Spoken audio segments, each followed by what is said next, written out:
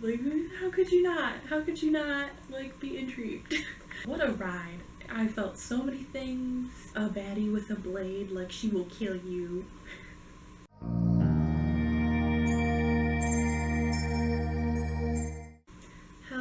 Hello everyone. My name is Dani, and welcome back to my channel. So today we are going to be doing another kind of a wrap-up of 2021 with doing superlatives. So these are just some best of the best categories that I came up with myself based off of the genres that I typically read, so nothing super unique. We're just sticking with the things I loved, and these are just books that particularly stood out to me in their genre. And there's a plane. The first category I have is Best Reread. So I just wanted to include this one because I often do enjoy a reread, especially with picking up audiobooks, either from my personal collection or from the library apps such as Libby. So I definitely needed to have a category for this, and my best reread of 2021 definitely has to go to the Nevernoor series. I have Hollowpucks here because Nevernoor is on like the top shelf above my bed and not easy to get to, but I did recently finish my reread of Hollowpucks with the close of the year, so felt fitting to show this one. The audiobooks of these are just so magical, and it brings it to life so incredibly well. It has little bits of music in between each chapter, and Gemma Whelan, the audiobook narrator, just does all of these different character voices that everyone is so distinct and just brings them to life. So this middle grade being already so magical and whimsical on its own, like, the audiobook is just to die for. So I love rereading this story. It makes me so happy, and I feel like I pick up on little things each time I reread. So I definitely recommend the Nevernoor books, as evident by pretty much all my other videos when I have mentioned Nevernoor, but it was my favorite reread of 2021. The next category is Best Romance. So I didn't read too many romances that really stood out to me this year. I feel like I read a lot that were just kind of meh, or they were just like ones that were just smutty, so like the smut was good, but like the story or the romance wasn't that great. But the book that combined it all and is my best romance of 2021 is Take a Hint, Dani Brown by Talia Hibbert.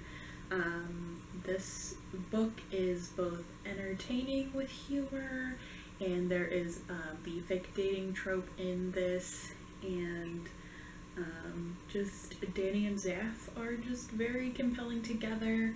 I will say this book is definitely more of Zaf's book, of like him getting over his anxiety and just like learning how to cope with that, which Dani helps with.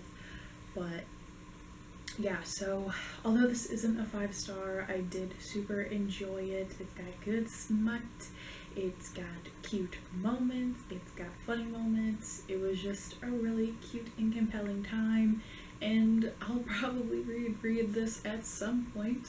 But yeah, it was super cute, and I highly recommend if you somehow haven't already picked up the Brown sister romance books. The next category is Best Sci-Fi, and this one has to go to This Is How You Lose the Time War by Max Gladstone and Amal El-Mohtar. I fell head over heels for this book. This was 5 out of 5 stars. It is a complex but super short sci-fi about time, like a time traveling war going on between the Reds and the Blues, and we follow 2 agents of this war, which we know as Red and Blue, and they're just like leaving messages for each other across time, and they like start to fall for each other, and it's so good. And like, I don't know, it's a space war but with sapphic love. Like, how could you not like be intrigued? So yeah, I super loved this. Again, one I definitely want to reread. It made me emotional. I was compelled. Like, it's confusing, but I was down for it. I was down for it. So yeah, definitely best sci-fi for me this year. For best graphic novel, I have to say Fence by C.S. Pacat. I love this graphic novel series so freaking much. I read all of the volumes that are currently out. I sadly only have this one in physical copy, but all the other ones I read through library apps, so potentially you could go that route as well if they are available to you that way. But I fell in love with this graphic novel series. It is about a group of boys at a boarding school that are all part of a fencing team, and they all have very unique personalities. Some clash and some get on super well, and just learning teamwork and friendship, and there's LGBT things in here, some that have come to fruition, some haven't. But I just ate up all these stories, and I love it. I love it. I definitely recommend you like binge read these back to back, because they do like lead up to certain competitions. But it was just so well done, and the art style is super cute. Just, it's colorful and cute sketches. It's adorable. And don't be afraid if you don't know anything about fencing. That's totally fine. I personally barely know anything about fencing when I went into this, and like, it'll teach you terms. You'll kind of like catch on as you go. But just 5 out of 5 stars. I love it so stinking much. The next category is best standalone, and that absolutely, without a doubt, goes to The Beautiful Ones by Silvia Moreno-Garcia. Oh my god, this caught me so off guard. So off guard. I did not expect to love this. I feel like I keep saying that for all these, but like, holy cow, this was amazing. This is a standalone kind of period drama kind of book with a little bit of magic. Two characters have telekinetic powers, so there's like societal expectations and tensions happening during this grand season. So they're attending balls, they're promenading around the park, like all that kind of Bridgerton vibes. But then there's also deeper family dynamics, past love connections, like, and it all just gets so messy and tense and everything. And like, oh my god, it's just so well done. It explores so many different aspects of love, of first love or past love, infatuation, the possessiveness of love, just like literally any aspect of love I could think of, this kind of covered it. So it's just, oh, what a ride. I felt so many things.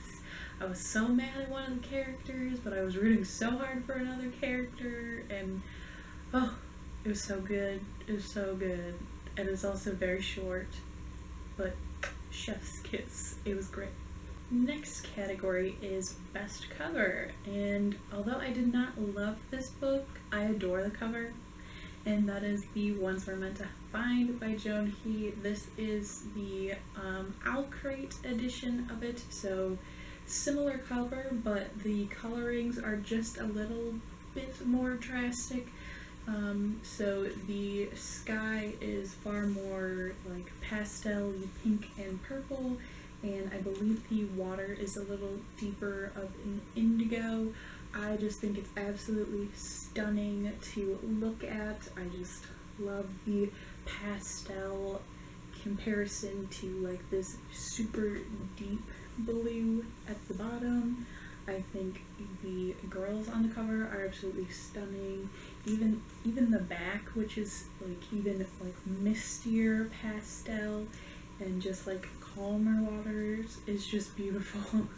So I love this cover so much. So even though this book was only a 3-star for me, I still love displaying this on one of my bookshelves. The next category I have is Best Audiobook, and I'm not gonna say Nevernoor again because again that is within the reread category, but that one is a super great one. I think my favorite audiobook has to go to The Black Flamingo by Dean Atta. It was just so moving. It's extremely short, but it packs such a punch, and it's just performed so well. I literally listened to it during work and I was getting emotional at the end. I can't remember if like I actually shed tears or if it was just like my eyes welled up, but it was so moving. It is like the coming of age story of a black boy discovering himself, and like at the beginning he's realizing, oh, he's drawn to like pink girly things, Barbies, that sort of thing. So like he's already realizing he's different, and then once he gets into schooling more and more, and then he eventually discovers the LGBTQ plus community and even starts to explore expressing himself through drag, and it's just beautiful. And it's like the writing is so flowing and compelling. It was just beautiful. I definitely need to get my hands on a physical copy at some point, but the audiobook was absolutely amazing. 5 out of 5 stars for sure. Just, I'm getting emotional just thinking about it again, but the best audiobook of 2021 definitely has to go to that one. The next category I have best or favorite character, and that one I feel like it has to go to Juliet Kai from These Violent Delights. She's just amazing. She is so strong and determined, but also a baddie with a blade. Like, she will kill you. She will kill you, but she is just so freaking cool and smart, and just, I love it. These Violent Delights is a Romeo and Juliet reimagining in 1920s Shanghai, and in it, Juliet and Roma are the heirs to 2 different gangs. So rightfully so, Juliet is a baddie and is super smart and everything, which, like, honestly, I feel like it's so refreshing, because, like, I feel like a lot of the other times Juliet is, like, just cast as, like, oh, this innocent girl, she's kind of dumb, like, just, like, you know, typical innocent girl or whatever. But Chloe Gong just crafts Juliet so well. I love her, I root for her, like, but also she could be terrifying. Like, it's just, she's amazing. I love Juliet so much, so heck yeah, it has to go to her. Another category I have is Best Romantic Pairing, and even though I was just talking about it, I feel like I have to say the romantic pairings in These Violent Delights and Our Violent Ends. Just Roma and Juliet, of course, but also Marshall and Benedict. Oh my god, like, literally so much of this book and the second book, I'm like, y'all just love each other. Stop fighting. Y'all love each other. Just admit it. And it's just, God, I root for them so much. I do. And they stress me out. But what can I say? Chloe Gong just was amazing character work. This one was 5 out of 5 stars. The second book was 4 stars. But just, the characters really, really just draw you in. And it's so freaking good. Another category is Best First Book in a Series. And I think I have to give that one to Amari and the Night Brothers by B.D. Alston. This is the first book in hopefully a long middle grade series. I read Amari and the Night Brothers via audiobook as well, and it's just a lovely start to a magical middle grade ride. Our premise is essentially Amari's older brother has gone missing, and in order to find him, she ends up receiving an invitation to a secret society that he was kind of a legend for. So she joins that society that is like kind of Men in Black like, where it's kind of like briefcase spy moments. So she joins, and then things unravel from there, and there's just so many different like references of like things, like they reference like the Van Helsings, or just like a bunch of like magical creatures are slightly referenced. So like this world is amazing, and I want it to be explored more. Book 2 is supposed to be coming out sometime in 2022, and I'm very much looking forward to it. But Amari has created a wonderful world. Also, Amari herself is just like such an endearing character that you root for so much. But yeah, I'm intrigued by this society and the world, and just like I want to know what the overarching plot is throughout these books more. Just great stuff. The second to last category I have is Best Fantasy, and I think for that one I have to give it to Royal Assassin by Robin Hobb. I only gave this one 4 stars, but I really liked what Robin Hobb did in this book. This is book 2 of the Farseer trilogy, which is her first trilogy in her overall realm of the Elderlings. That follows the story of Fitz, who is the bastard of the Prince in Waiting. So he kind of grows up among the court, being kind of part of the nobility, but also not quite, because he is a bastard. So to kind of utilize this unique position, he is trained to be an assassin, and then political stuff happens from there. And boy, does shit hit the fan in this one. Oh my gosh.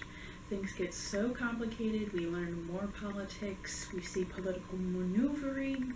We learn more about the magic system and magical bonds. Just so much happens in this one, as well as like a lot of trauma towards the end of this one. Like, boy, does Fitz go through a lot in this book. But it was super great. I listened to the audiobook while reading this one, which definitely helped me cruise on through, but there was definitely parts of this where I could not stop reading because I needed to know what was going to happen, and boy was it a lot.